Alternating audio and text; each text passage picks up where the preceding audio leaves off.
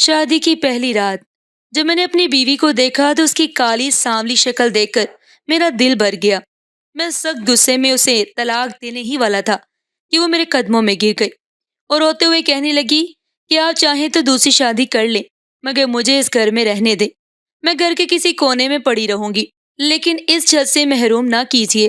اس وقت میں نے فیصلہ کیا کہ ایک حسین لڑکی سے نکاح کروں اور اسے گھر لے آیا۔ میری پہلی بیوی پھر نوکرانی کی طرح اس کی خدمت کرنے لگی۔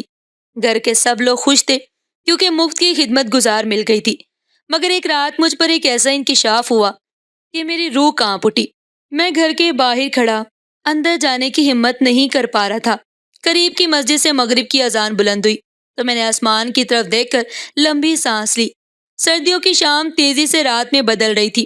میں سوچنے لگا کہ چاہوں یا نہ چاہوں مجھے گھر میں داخل ہونا ہی ہے، کیونکہ میرے پاس اور کوئی ٹھکانہ بھی تو نہیں تھا۔ آخرکار میں نے دروازہ کھولا اور اندر داخل ہوا۔ گھر ہمیشہ کی طرح چمک رہا تھا۔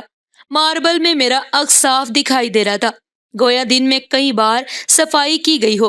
میں مٹی سے اڑتے جوتوں کے ساتھ چلتا گیا تو پیچھے نشان بنتے چلے گئے۔ ڈرائنگ روم میں داخل ہوا تو میری دوسری بیوی فریحہ خوب سجی سنوری کالے لباس میں ٹی وی دیکھ رہی تھی۔ ہاتھ میں چائے کا کپ تھا۔ وہ دیکھتے ہی مسکرا دی اور مجھے پاس بیٹھنے کا اشارہ کرنے لگی۔ پھر اس نے کچن کی طرف رخ کی اور آواز دی، سمیہ ذرا یاسر کے لیے بھی چائے لے آؤ۔ میں خاموشی سے اس کے پاس جا کر بیٹھا، مگر آج میرا دل بجھا ہوا تھا۔ فریحہ نے بھی محسوس کیا، اسی لیے وہ مختلف باتوں سے میرا دھیان بٹانے کی کوشش کرنے لگی۔ تھوڑی دیر میں سمیہ چائے کا کپ لے کر باہر آئی۔ میں چونک اٹھا، مگر وہ خاموشی سے کپ میرے سامنے رکھ کر واپس پلٹ گئی۔ جاتے جاتے راستے میں بکھرے کھلونے بھی سمیٹتی چلی گئی۔ میری نظر دور تک اس کا تعاقب کرتی رہی۔ کھانے کے وقت ہمیشہ کی طرح لذیذ سالن پکا تھا، گویا سمیہ کے ہاتھوں میں جادو تھا۔ فریحہ کھانے کے دوران بھی مسلسل باتیں کرتی رہی، مگر میرا دھیان کہیں اور تھا۔ میں بہانہ بنا کر جلدی اٹھ گیا، مگر رات بھر کروٹیں بدلتا رہا۔ نیند آنکھوں سے کوسوں دور تھی۔ آخرکار میں بوجھل دل کے ساتھ اٹھا اور کمرے سے باہر نکل آیا۔ ڈرائنگ روم میں آہستہ آہستہ ٹہل رہا تھا کہ اچانک ایک کمرے سے آواز آئی۔ میرے قدم خود بخود اس طرف بڑھ گئے۔ میں نے دروازے پر ہاتھ رکھا اور کھلا تو اندر کا منظر دیکھ کر زمین میرے قدموں تلے سے کھسک گئی۔ جو کچھ میں نے دیکھا وہ میری برداشت سے باہر تھا۔ دل کی دھڑکنیں بے قابو ہو گئی۔ سردی کے باوجود پسینہ ماتھے سے بہہ رہا تھا۔ آنسو رکنے کا نام نہیں لے رہے تھے۔ میں بے اختیار ماضی میں کھو گیا۔ 3 سال پہلے جب میں لندن یونیورسٹی سے پڑھ کر واپس آیا تو میری شخصیت نکھر چکی تھی۔ خاندان میں کوئی میرا مقابلہ نہیں تھا۔ یہاں کے لڑکے تو کم عمری میں ہی ورکشاپوں یا دکانوں پر بیٹھا دیے جاتے، مگر میرے والدین نے دن رات محنت کر کے مجھے لندن بھیجا اور میں خود کو ہواؤں میں اڑتا ہوا محسوس کرتا تھا۔ میں بہت ہی لائق فائق تھا، اس لیے جلدی اسکالرشپ حاصل کر لی۔ 4 سال لندن میں پڑھ کر واپسی آنے کے بعد میں مکمل طور پر بدل چکا تھا۔ میرے گھر واپسی آنے کی خوشی میں میری ماں نے پورے خاندان کی دعوت رکھی۔ خاندان کی لڑکیاں چپ چپ کر مجھے دیکھتے ہوئے ایک دوسرے کی طرف اشارہ کر رہی تھی۔ ہر ماں کی یہی خواہش تھی کہ میں ان کا داماد بنوں۔ اس خیال نے مجھے جیسے مغرور سا بنا دیا۔ میں ہواؤں میں اڑنے لگا۔ میں مغرور کیوں نہ ہوتا؟ میں خوبصورت تھا، اعلیٰ تعلیم یافتہ تھا اور پاکستان آتے ہی مجھے ایک بہترین نوکری مل گئی۔ ہمارے مالی حالات بہتر ہونے لگے۔ ان سب چیزوں نے مل کر میری شخصیت میں ایک عجیب سا گھمنڈ پیدا کر دیا۔ دعوت کے دوران بھی میں نے کافی لڑکیوں کی نظریں خود پر مرکوز محسوس کی، لیکن میں نے سب جھٹک دیا۔ میں نے سوچ رکھا تھا کہ میں شادی کروں گا تو صرف اپنی مرضی سے، کیونکہ میری دلہن میری ٹکر کی ہونی چاہیے۔ اس خیال نے میرے دل میں ایسی جگہ بنا لی تھی کہ مجھے کوئی بھی لڑکی آسانی سے پسند نہیں آتی تھی۔ میں ہر لڑکی کو اپنے معیار کے حساب سے پرکھتا۔ دعوت ختم ہوئی تو میری ماں بے حد خوش تھی۔ وہ بار بار میری بلائیں لینے لگی۔ پہلے اس خاندان کے لوگوں نے مجھے کبھی منہ نہیں لگایا۔ آج میرا بیٹا اعلیٰ تعلیم یافتہ بن کر لوٹا تو دیکھو کیسے سب میرے آگے پیچھے پھر رہے ہیں، میری ماں فخر سے کہہ رہی تھی۔ میں مسکرا دیا تو ابا کے پاس جا کر بیٹھ گئی اور انہیں کسی رشتہ دار کے بارے میں بتانے لگی جنہوں نے مجھے اپنی بیٹی دینے کی بات کی تھی۔ مجھے اماں کی بات سن کر غصہ آ گیا۔ میں کہنے لگا، اماں میرے لیے لڑکی ڈھونڈنے کی کوئی ضرورت نہیں، شادی میں اپنی مرضی سے ہی کروں گا۔ میری بات سن کر اماں کے چہرے کا رنگ اڑ گیا اور وہ کہنے لگی کہ خبردار، جو ایسی بات منہ سے نکالی، شادی کی نسل ذات سب دیکھنا پڑتا ہے، پتہ نہیں کہاں سے لڑکی لا کر شادی کر لوگے۔ سب سے پہلے تو یہ دیکھنا پڑتا ہے کہ لڑکی گھر بسانے والی ہونی چاہیے، اس لیے شادی تو تمہاری میں اپنی مرضی سے ہی کروں گی، اور فکر نہ کرو، تمہارے لیے میں ہیرے جیسی لڑکی ڈھونڈ کر لاؤں گی۔ اماں کی بات سن کر میں خاموش ہو گیا۔ لڑکی چاہے اماں ڈھونڈے یا میں، مجھے چاہیے تو ہیرے جیسی لڑکی ہی تھی نا۔ میرے موبائل پر کال آ رہی تھی، اس لیے میں گھر سے باہر ہی نکل گیا، مگر میرا ذہن اب تک اماں کی باتوں میں الجھا ہوا تھا۔ شادی کی خواہش تو ہمیشہ سے میرے دل میں بھی تھی، اور ویسے بھی کون سا ایسا لڑکا ہوگا جسے شادی کی خواہش نہ ہو، اور میرے پاس تو سب کچھ تھا سوائے خوبصورت بیوی کے، جو میرے ساتھ قدم سے قدم ملا کر چل سکے، جو میرے ساتھ ہو تو لگے کہ واقعی یہ میری بیوی ہے۔ ایک دن میں نوکری سے گھر آیا تو مجھے گھر میں رونق کا احساس ہوا۔ میں نے آگے بڑھ کر ڈرائنگ روم میں جھانکا۔ ایک اجنبی عورت مجھے دیکھنے ہی مسکرائی اور اٹھ کر میرے پاس آ گئی۔ وہ کہنے لگی، ماشاءاللہ کتنا خوبصورت نوجوان ہو گیا میرا بیٹا۔ پھر انہوں نے میرے ماتھے پر بوسہ دیا، اور میں اب تک ان کی صورت کو پہچان نہیں پایا تھا، مگر پھر میری ماں نے کہا، یہ تمہاری پھوپھو ہیں، دوسرے شہر میں رہتی ہیں اور تم سے ملنے آئی ہیں۔ اماں کی بات پر میں نے سر ہلایا۔ وہ مجھ سے بے حد محبت سے پیش آ رہی تھی۔ دراصل پھوپھو کی شادی ایک غریب کسان سے ہوئی، جس کے بعد وہ گاؤں چلی گئی تھی، پھر وہاں سے ایک چھوٹے سے شہر میں شفٹ ہو گئی تھی، مگر ہمارا ان سے میل جول نہ ہونے کے برابر تھا، اسی لیے میں انہیں پہچان نہیں پایا۔ پھوپھو کے ساتھ ان کے شوہر بھی آئے تھے۔ انہیں دیکھ کر ہی اندازہ ہو رہا تھا کہ وہ انتہائی غریب ہیں۔ ان کے کپڑے سادہ مگر صفائی اور نفاست سے استری شدہ ہیں۔ وہ ابا کے ساتھ بہت محبت سے پیش آ رہے تھے، اور اماں بھی بار بار ان کے سامنے کھانے پینے کی چیزیں رکھ رہی تھی۔ مجھے یہ سب کچھ عجیب لگا، کیونکہ میری ماں نے کبھی اپنے سسرال والوں کی اتنی خاطر مدارت نہیں کی تھی۔ خیر، میں کندھے اچکاتا اپنے کمرے کی طرف چلا گیا۔ رات گئے تک محفل جمی رہی۔ اگلی صبح میں کام پر گیا، واپس آیا تو اماں بہت خوش تھی۔ انہوں نے مجھے بتایا کہ تمہاری پھوپھو یہاں پر اس لیے آئی تھی تاکہ تمہیں اپنا داماد بنا سکے۔ میں اغفکر سے مسکرا دیا۔ لوگ تو مجھے گھر آ کر اپنا داماد بنانے پر تیار تھے۔ اماں بہت خوش تھی اور وہ اس رشتے پر راضی بھی تھی، مگر مجھے اعتراض تھا۔ میں شادی سے پہلے لڑکی کو ایک بار دیکھنا چاہتا تھا، لیکن جب میری ماں نے یہ بات سنی تو ہنس پڑی اور کہنے لگی، ارے تم فکر نہ کرو، میں نے لڑکی کو دیکھ لیا ہے، وہ بہت ہی اچھی اور بہت ہی خوبصورت ہے، اور تمہاری ساری توقعات پر پوری اترے گی۔ بس یہ ہے کہ وہ لوگ ذرا غریب ہیں اور دوسرے شہر میں رہتے ہیں، اس لیے انہیں وہاں جا کر دیکھنے کا وقت نہیں، پیسے بھی نہیں، اور میں چاہتی ہوں کہ تمہاری شادی جلد ہو جائے۔ اب میری بوڑھی ہڈیوں میں اتنی طاقت نہیں رہی کہ تمہارے ناز رکھنے اٹھا سکوں۔ جب تمہاری بیوی آئے گی تو وہی تمہارے ناز نخرے اٹھائے گی۔ اماں کی بات مجھے نہ چاہتے ہوئے بھی ماننی پڑی۔ ویسے بھی میری ماں کو کوئی چیز اتنی جلدی پسند نہیں آتی تھی، اور اگر اب وہ کسی لڑکی کو پسند کر رہی ہیں تو یقیناً وہ اچھی ہی ہوگی، اور اگر وہ سسرال کی کسی چیز کی تعریف کر رہی ہیں تو وہ واقعی ہی اچھی اور لائق لڑکی ہوگی۔ میری رضامندی دیتے ہی گھر میں شادی کے ہنگامے شروع ہو گئے۔ شادی کی تیاریوں کے دوران میں نے بہت کوشش کی کہ کسی طرح اس لڑکی سے بات ہو سکے، مگر مجھے پتا چلا کہ وہ لوگ اتنے غریب ہیں کہ لڑکی کے پاس موبائل تک نہیں ہے، اور نہ ہی وہ ایسی ملاقاتوں کو پسند کرتی ہے۔ پھر میں نے خود کو تسلی دی کہ شادی میں دن ہی کتنے رہ گئے ہیں۔ میں بے صبری سے اپنی شادی کے دن کا انتظار کرنے لگا۔ دفتر میں بھی سب کو میری شادی کے بارے میں خبر ہو گئی تھی۔ لوگ مجھے مبارکباد دے رہے تھے۔ میرے دفتر کے لوگ سب ہائی اسٹینڈرڈ کے تھے۔ میں نے شہر کے سب سے بڑے ہال میں اپنی ولیمے کی تقریب منعقد کرنے کا انتظام کر لیا تھا۔ آخرکار شادی کا دن بھی آ گیا۔ میں نے روپیہ پانی کی طرح بہایا۔ باراتی کے کپڑوں سے لے کر بری کی ایک ایک چیز تک سب شاندار بنائی۔ میں چاہتا تھا جتنی میری بیوی حسین ہو، اس کے شایان شان ہی سب تیاری ہو۔ بارات لے کر ہمیں دوسرے شہر جانا تھا۔ سفر کی تھکاوٹ نے سب کا برا حال کر دیا، لیکن مجھے اپنی شادی کی خوشی تھی۔ پھوپھو کے چھوٹے سے گھر میں دولہا بنا بیٹھا، میرا دم گھٹنے لگا۔ میں نے اماں سے کہا کہ پھوپھو سے کہیں کہ وہ کوئی ہال بک کر لے، مگر اماں نے کہا وہ بہت غریب لوگ ہیں، افورڈ نہیں کر سکتے۔ پھر تھوڑی دیر میں میرا نکاح ہو گیا۔ نکاح کے بعد چھوارے تقسیم ہونے لگے تو میں نے اپنی ماں کی طرف سوالیہ نظروں سے دیکھا، کیونکہ مجھے بھوک لگی ہوئی تھی اور باقی براتیوں کو بھی، مگر دلہن والوں کی طرف سے کھانے کا کوئی انتظام دکھائی نہیں دیا۔ آخر میں نے اپنے برابر بیٹھے سسر سے پوچھا تو وہ کہنے لگے، بیٹا ہم نے پہلے ہی کہا تھا کہ ہماری اتنی گنجائش نہیں کہ ہم سب براتیوں کو کھانا کھلا سکے۔ آپ کی امی سے بات پہلے ہو چکی ہے، انہوں نے کہا تھا کہ براتیوں کو کھانا وہ خود کھلا دیں گی۔ اپنے سسر کی بات سن کر میرے سر پر آسمان ٹوٹ پڑا۔ مجھے بے حد غصہ آیا۔ یہ تو سراسر میری بے عزتی تھی۔ میرے ساتھ آئے مہمان کیا سوچیں گے کہ میں نے ایسے لوگوں میں شادی کی ہے جو اپنی بیٹی کے سسرالیوں کو کھانا تک نہ کھلا سکتے۔ یہ سوچ سوچ کر میرا خون کھولنے لگا۔ میرا چہرہ سرخ پڑ گیا۔ سسرال والوں کے خلاف دل میں پہلی درار پڑ چکی تھی۔ میں خاموشی سے اٹھا اور اپنی جانب سے کھانے کا انتظام کروایا۔ کچھ ہی دیر میں کھانا آ گیا اور باراتی کھانے لگے۔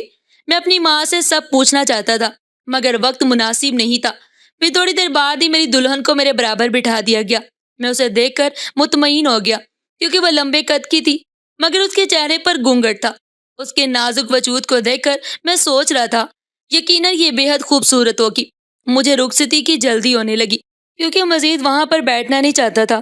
تھوڑی دیر بعد ہم دلہن کو لے کر واپس نکل گئے۔ گھر پہنچتے پہنچتے رات کے 2 بج گئے۔ میں بے صبری سے انتظار کر رہا تھا مگر میری ماں کو رسموں کی پڑی تھی۔ چھوٹی چھوٹی کئی رسمیں کرتے کرتے رات گزر گئی۔ آخر کار میں نے ماں کو اشارے سے کہا کہ میں تھک چکا ہوں اور کمرے میں جانا چاہتا ہوں۔ ماں نے میری بات پر مسکرا کر دلہن کو کمرے میں بٹھا دیا۔ ان کے چہرے پر ایک عجیب مسکراہٹ تھی جس کی وجہ مجھے سمجھ نہ آئی۔ جب مہمان کمرے سے نکلے تو میں پلٹا۔ کمرہ اصلی پھولوں سے سجا ہوا تھا۔ دلہن بیڈ پر لہنگا پھیلائے بیٹھی تھی۔ میں کافی دیر تک اسے دیکھتا رہا۔ میری زندگی کی سب سے بڑی کمی آج پوری ہو گئی تھی۔ میں مسکراتے ہوئے آگے بڑھا اور گھونگھٹ اٹھایا مگر سامنے جو منظر تھا یہ کیا؟ اسے دیکھ کر تو میرے پیروں تلے سے زمین ہی نکل گئی۔ میں نے پٹی پٹی بے یقین نظروں سے سامنے دیکھا جہاں میری پھپھو کی بیٹی دلہن کے روپ میں سجی سنوری بیٹھی تھی۔ وہ مسکرا رہی تھی مگر اس مسکراہٹ کے باوجود اس کے چہرے پر کوئی کشش نظر نہیں آ رہی تھی۔ اس کا رنگ بے حد گہرا تھا اور نقش بھی بہت معمولی سے تھے۔ اسے دیکھ کر میرے دل میں ایک دم کراہت ابری۔ وہ نظریں جھکائے خاموش بیٹھی تھی، شاید تعریف کی منتظر تھی اور شاید منہ دکھائی کے تحفے کی بھی، مگر ایک نظر ڈالنے کے بعد میرا دل ہی نہیں چاہ رہا تھا کہ میں اسے دوسری بار دیکھوں۔ میرے غصے سے دماغ کی رگیں پھٹنے لگی۔ آخر میں نے اپنا سر تھامتے ہوئے اس سے کہا یہ سب کیا ہے؟ میری ماں نے کہا تھا تم بے حد خوبصورت ہو مگر تم تو اتنی بدصورت ہو کہ ایک بار دیکھنے کے بعد دوبارہ دیکھنے کو دل نہیں چاہتا۔ تم میرے معیار کے مطابق ہرگز بھی نہیں ہو۔ بہت بڑی غلطی ہوئی مجھ سے جو دیکھے بغیر شادی کر لی۔ میری بات سن کر وہ دھیما دھیما مسکراتی لڑکی ایک دم چونک گئی۔ میری تلخ باتوں سے اس کی آنکھوں میں آنسو بھر آئے مگر میں کیا کرتا؟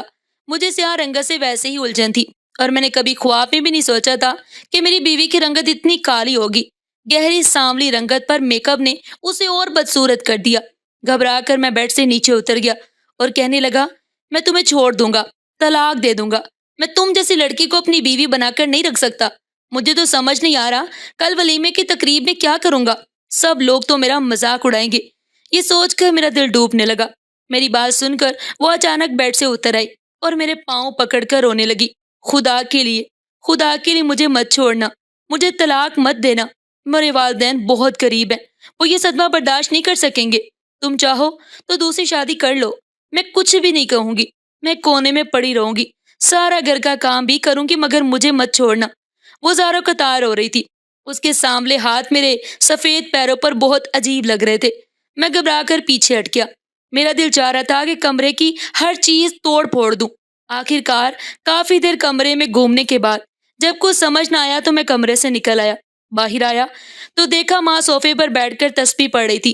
میرے کمرے سے نکلنے پر وہ مسکرائیں۔ انہوں نے مجھ سے کچھ نہیں پوچھا کیونکہ شاید وہ جانتی تھی کہ حقیقت سامنے آتے ہی میرا یہی رد عمل ہوگا۔ میں کافی دیر تک گاڑی لے کر سڑکوں پر گھومتا رہا۔ پھر سوچ لیا کہ میں اپنے معیار کے مطابق ضرور کسی حسین لڑکی سے شادی کروں گا۔ اگلے دن ولیمے کی تقریب تھی۔ میں نے دلہن سے کہہ دیا کہ وہ چہرے سے گھونگھٹ نہیں اٹھائے گی۔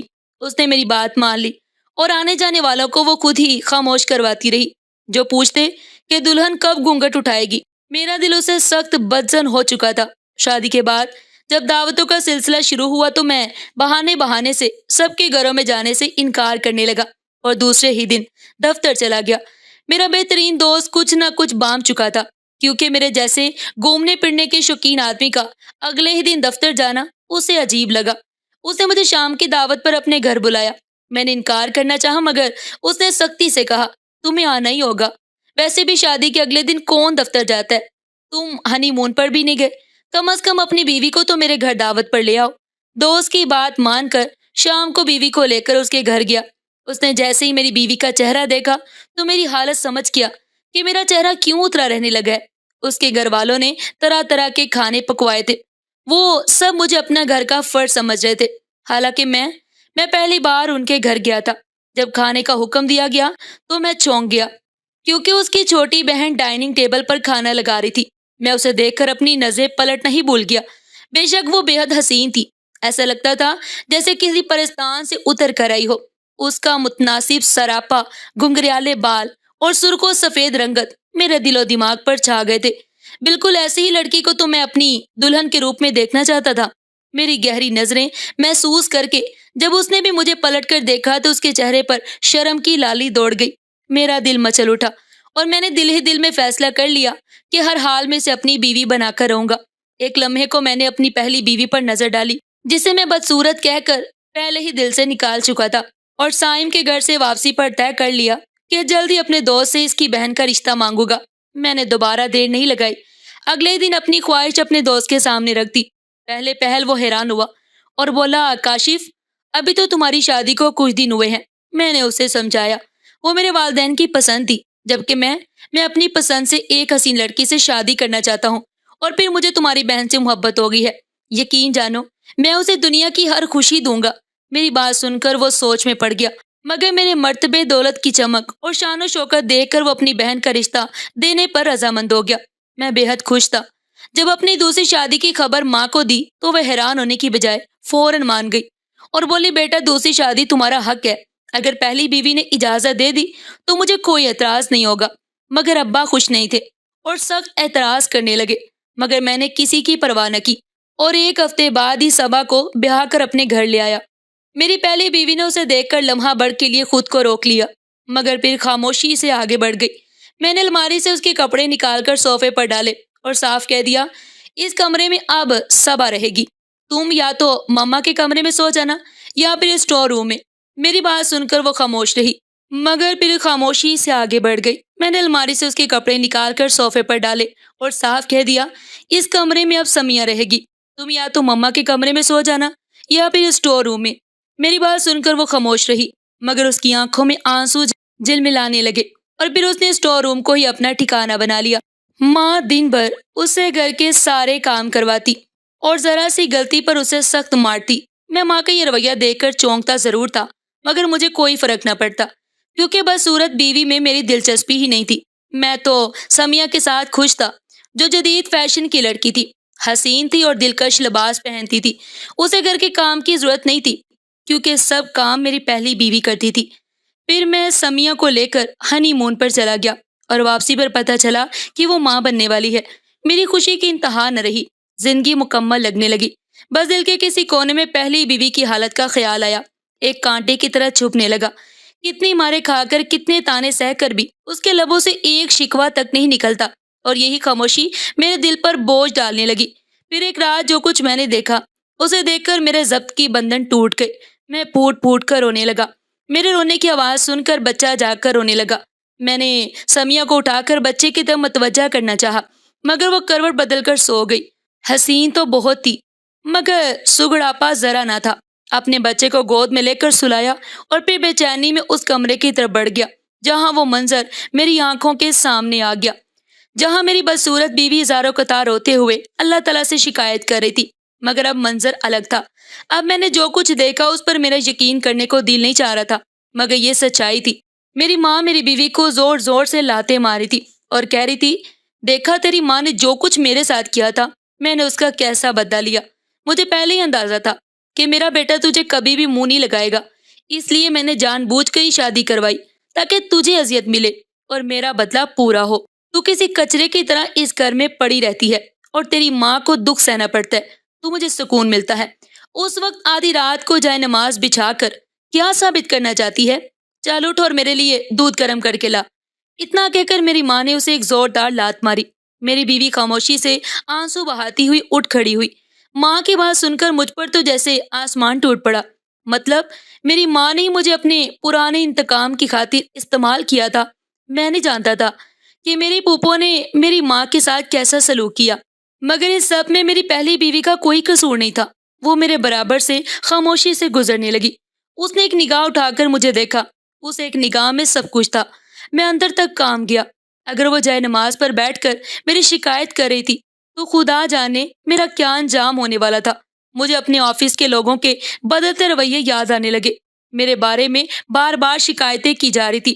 میرا بیٹا بھی لاوارثوں کی طرح پورا دن پڑا رہتا، کیونکہ میری حسین بیوی سمیہ تو اپنے حسن اور فیشن سے ہی فرصت نہیں پاتی تھی۔ پھر میں نے ہاتھ بڑھا کر اپنی بیوی کو جانے سے روکا اور ماں سے کہا، ماں آپ نے اچھا نہیں کیا، آپ نے اپنے انتقام کی خاطر اس بیچاری کو سزا دے دی ہے۔ اگر مجھے حقیقت کا پہلے علم ہو جاتا تو میں ایسا کبھی نہ ہونے دیتا۔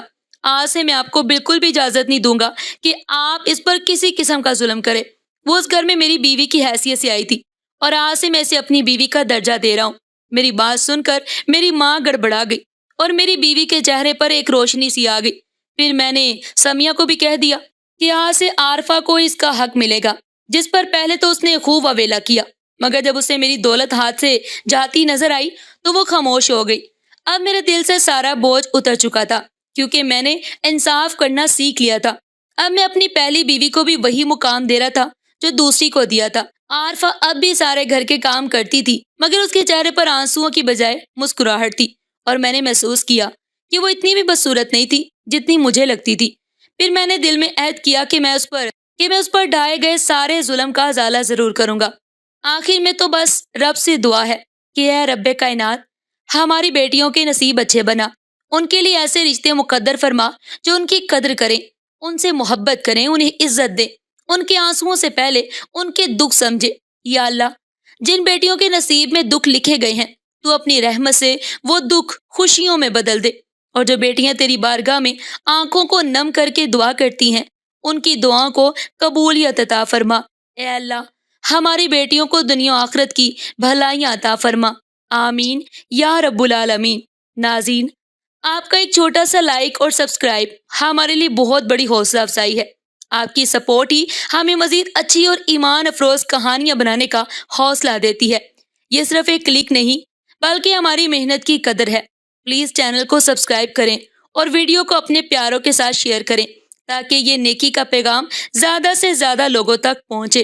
پھر ملتے ہیں ایک نئی کہانی کے ساتھ، ایک نئی دلچسپ ویڈیو کے ساتھ۔ تب تک کے لیے اللہ حافظ۔